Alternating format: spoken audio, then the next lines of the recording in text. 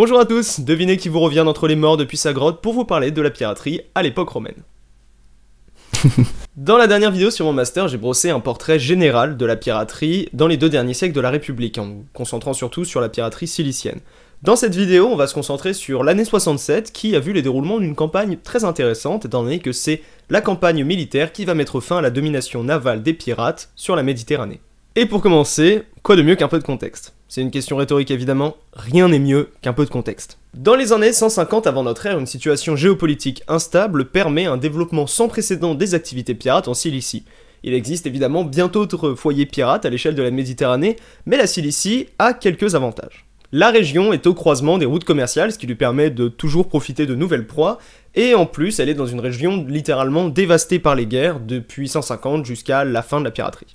Les guerres permettent à la fois aux pirates de se développer en profitant d'un arrivage constant de nouveaux hommes qui sont jetés sur la pauvreté et qui peuvent se tourner vers la piraterie pour s'en sortir, mais ça lui permet aussi de profiter d'une situation de déstabilisation des puissances locales qui n'ont pas les moyens ni la volonté de se tourner contre les pirates. En plus de ça, les pirates sont de gros fournisseurs d'un produit extrêmement demandé à l'échelle de la Méditerranée, et je parle évidemment d'esclaves. Et ça leur assure un rôle économique qui est très important à l'échelle de tout ce système. Je ne m'attarde pas plus sur les conditions du développement de la piraterie, mais retenez surtout que dans les années 70 et au début des années 60, les pirates sont une force majeure à l'échelle de la Méditerranée. Ils ont des bases dans tout le bassin et contrôlent peut-être jusqu'à 1000 navires, on peut alors parler de piraterie endémique. Le commerce maritime est évidemment très touché. Le simple fait de prendre la mer est alors un risque majeur. Mais les terres ne sont pas non plus épargnées. Plus tard, qu'un auteur ancien nous rapporte que jusqu'à 400 villes ont été prises par les pirates, et en 67, ils vont jusqu'à s'attaquer à Ostie, le port de Rome, où une flotte romaine essaye sans succès de leur barrer le passage. Les Romains ne sont pas restés sans rien faire face aux pirates, ils ont déjà mené 3 campagnes contre eux, et si seulement 2 ont été victorieuses, elles n'ont surtout pas été suffisantes pour réduire la menace. Au contraire, leur présence navale se fait plus que jamais ressentir. À Rome, par exemple, le prix du blé, qui dépend énormément du commerce maritime, est au plus haut, et les citoyens les plus pauvres craignent à juste titre une pénurie qui leur sera fatale. Une loi est donc proposée au début de l'année 67 pour résoudre ce problème par Aulus Gabinius, qui est alors tribun de la plèbe. Cette magistrature est détenue par 10 collègues qui ont pour mission de défendre les citoyens contre l'abus des autres magistrats, et ils peuvent pour cela, entre autres, utiliser un droit de veto et proposer des lois au peuple. Cette Lex Gabinia propose de donner à un seul homme un commandement de 3 ans sur toutes les mers et sur les terres jusqu'à 70 km depuis la côte. Autant dire que la quasi-totalité de l'Empire romain est concernée. Les auteurs anciens ne sont pas d'accord sur le nombre exact d'hommes mis à la disposition du général. Ils s'accordent sur le fait qu'il a 120 000 hommes et entre 4 000 et 5 000 cavaliers, il aurait eu 200, 270 ou 500 navires et des fonds illimités à sa disposition. Ce qu'il faut retenir surtout, c'est que c'est une armée qui est tout simplement magistrale, c'est la plus grande force militaire qui est déployée à ce moment-là, et le risque que le général s'en serve pour prendre le pouvoir n'est vraiment pas négligeable. Ce qui est intéressant, c'est de voir que le nom du commandant n'est pas du tout mentionné, mais tout le monde sait que ce sera Pompée, pour la bonne et simple raison que Gabinius est un de ses fidèles et que le peuple a profondément confiance en lui. Je vous rappelle quand même que Pompée c'est un homme qui, depuis qu'il a 20 ans, mène des campagnes militaires et n'a jamais été défait, que ce soit en Italie, en Sicile, en Afrique, et en Espagne. La loi est votée début janvier dans un climat politique extrêmement tendu, mais ça, on y reviendra plus tard. Pompée lance sa campagne en mars, au début de la saison de la navigation. Son objectif est très clair, il souhaite d'abord assurer le ravitaillement de la ville de Rome pour satisfaire aux besoins des citoyens qui l'ont élu, pour ensuite se porter contre l'Orient et y porter le coup final contre les pirates. Pour cela, il divise la Méditerranée en secteurs dans lesquels il place ses légats avec des forces suffisantes pour patrouiller sur mer tout en coupant les pirates de leur base sur terre. Pompée prend lui la tête d'une flotte importante, sûrement les 60 meilleurs navires, et il se porte vers la Sicile, l'Afrique puis la Sardaigne qui sont 3 provinces qui produisent énormément de blé pour Rome. En 40 jours, il assure le ravitaillement de l'Urps et laisse derrière lui des garnisons pour empêcher un retour potentiel des pirates. Pendant ce temps, ces légats ont pu commencer leurs opérations, et les pirates qui ont pu y échapper se retournent alors vers leurs bastions les plus sûrs qui se trouvent en Cilicie.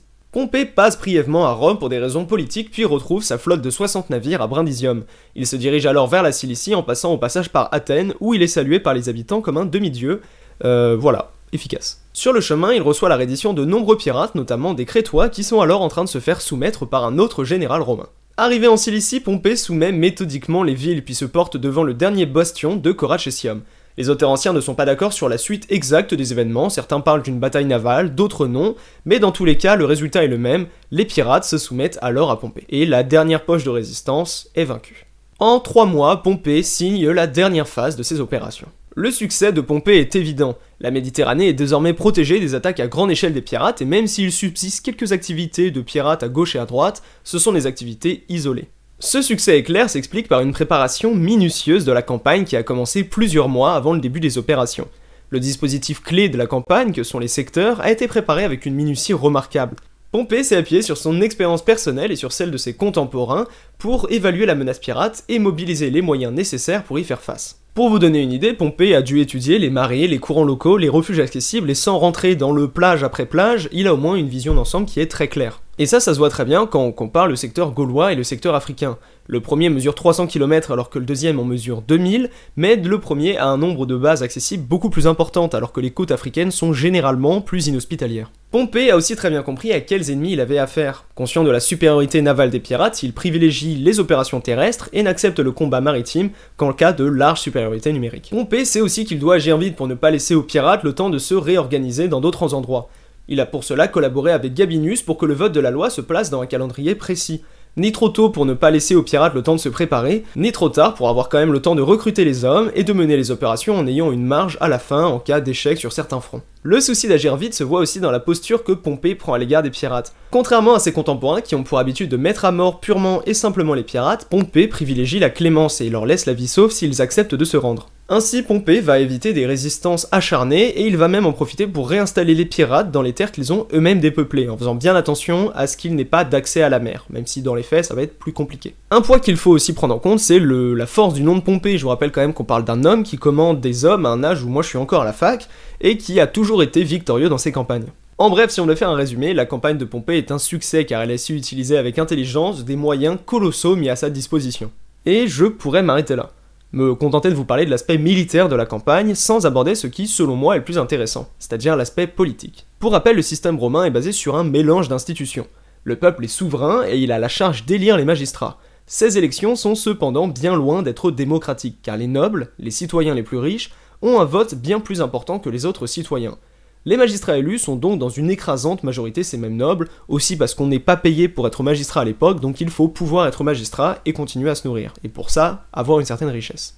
Une fois leur mandat terminé, les anciens magistrats sont ensuite inscrits au Sénat, une assemblée qui incarne une autorité morale et qui est généralement constituée pour donner son avis avant le vote des lois. Le système politique romain est donc une république aristocratique qui permet à quelques dizaines de familles de dominer la vie politique. Dans ce système-là, Pompée fait office d'énorme exception. Il commence sa carrière politique en 83 lorsqu'il lève une armée pour soutenir Sylla lors d'une guerre civile alors qu'il n'a que 23 ans. Cet acte est complètement illégal, mais en ces temps de guerre, la loi n'est pas la première préoccupation. Il continue une carrière parfaitement exceptionnelle en étant chargé par le Sénat de clore la guerre civile dans les provinces de Sicile, d'Afrique puis d'Espagne. De retour à Rome en 70, il fait pression sur le Sénat avec l'armée fidèle qu'il ramène d'Espagne pour être élu à la plus haute magistrature, le consulat, alors qu'il n'a ni l'âge requis, ni la carrière politique préalable. Ces campagnes lui ont permis de s'enrichir, de développer des soutiens forts avec ses anciens soldats, mais aussi ses officiers qui peuvent lui apporter un soutien politique. Et surtout, il profite d'un prestige militaire qui définit son rôle civique. Cette nouvelle figure que Pompée incarne est celle de l'impérator, un général qui réussit grâce à ses campagnes victorieuses à accaparer la vie politique romaine. D'ailleurs, la guerre civile qui avait permis à Pompée de devenir ce qu'il est, opposait déjà deux grandes figures d'impérator, Marius et Sylla, qui voulaient chacun peser dans la vie politique de la cité. Néanmoins, en restant inactif, Pompée risque de laisser dépérir sa gloire, qui serait constamment rabaissée par la victoire des autres généraux. La menace pirate est donc une excellente occasion de rasseoir sa place dans la cité. Mais le rôle de Pompée est si prééminent que les aristocrates s'opposent au projet de Gabinius, qui risquerait de mettre encore plus à mal l'équilibre politique de la cité. Malgré le refus de l'élite, Pompée peut s'appuyer sur un deuxième changement politique pour imposer ses vues. En effet, de nombreux bouleversements économiques et politiques ont créé dans la ville de Rome une plèbe urbaine importante, qui entend bien défendre ses intérêts. Composés à la fois de petits artisans, de prolétaires ou d'affranchis, ils sont très sensibles au prix des denrées de base et aux distributions de blé. L'opposition des aristocrates est donc dépassée par une mobilisation sans précédent de la plèbe. Au cours d'une séance du Sénat, après la proposition de loi de Gabinius, les nobles marquent publiquement leur opposition. C'est alors qu'une foule interrompt la réunion, menace d'être tuée des sénateurs et ne se calme que grâce à l'intervention de Gabinius. Le jour du vote, la plèbe montre aussi son soutien à Pompée. Un autre tribun de la plèbe, Lucius Trebellius, tente d'opposer un veto à la loi de Gabinius, mais ce dernier propose alors au peuple de le démettre, ce qui mène Trebellius à se retirer. Les sénateurs apeurés n'osent pas prendre la parole. Un deuxième tribun tente tout de même un geste. Il lève la main et pointe 2 doigts au ciel pour signifier que le commandement doit être confié à 2 hommes, toutes les magistratures romaines étant collégiales, et le peuple lui hurle dessus. Seul Catulus, un sénateur influent, ose s'opposer, mais malgré son discours, le peuple est déjà engagé du côté de Pompée. La campagne elle-même montre aussi le poids de ses nouveaux acteurs. Pompée fait face à l'opposition du gouverneur de Narbonnaise qui refuse de lever les troupes dans sa province, et la plèbe, soucieuse de la réussite de la campagne, propose à Pompée de le démettre. Mais Pompée s'y oppose pour tout simplement montrer sa clémence et continuer à un petit peu plus flexer sur les aristocrates. Pompée va aussi s'opposer au général romain qui est alors en train de soumettre la Crète, qui fait partie d'une grande famille aristocrate. Ce dernier fait campagne depuis 69 sur l'île et il touche alors aux dernières opérations. Mais Pompée souhaite lui voler les fruits de son travail et il envoie sur place un de ses légats qui va finir par se battre contre d'autres Romains qui sont eux commandés par Metellus. La campagne de 67 est finalement un tel succès qu'elle permet à Pompée de récupérer le commandement d'une autre guerre encore plus prestigieuse contre le roi Mithridate VI Eupator qui règne sur le pont. Faut savoir que Mithridate VI est un ennemi des Romains depuis de très longues années. En 88, il attaque les possessions romaines en Asie, et Sylla et Marius, qui veulent tous les deux récupérer le commandement de la guerre, vont déclencher à ce moment-là la première guerre civile, donc voilà, Mithridate VI, un sacré fouteur de merde. La campagne de Pompée révèle donc les profonds changements de la République romaine. Les impératores et la plèbe profitent d'un poids politique accru aux dépens du Sénat et des aristocrates qui le composent. Et pour conclure définitivement cette vidéo, j'ai envie de rappeler le lien fort qui existe entre les généraux victorieux et les systèmes républicains en crise. Pour prendre un exemple parmi tant d'autres, on peut penser aux acteurs de la Révolution française, qui étaient très nombreux à avoir lu des livres sur la République romaine, et qui étaient tout aussi nombreux à craindre qu'un général victorieux ne s'empare de la République. Alors on pense évidemment à Bonaparte directement, parce que lui, il a réussi, mais on peut penser à d'autres figures comme Lafayette, qui ont toutes été propres à déstabiliser ces équilibres politiques.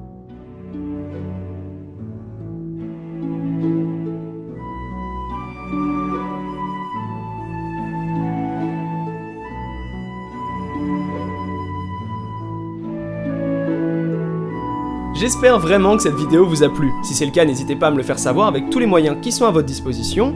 Je tiens aussi à remercier beaucoup tous ceux qui s'abonnent à la chaîne malgré mon absence. Ça fait vraiment plaisir de voir que malgré le fait que je ne sors rien, vous aimez quand même mon travail. Et ça, c'est chouette. Et salut.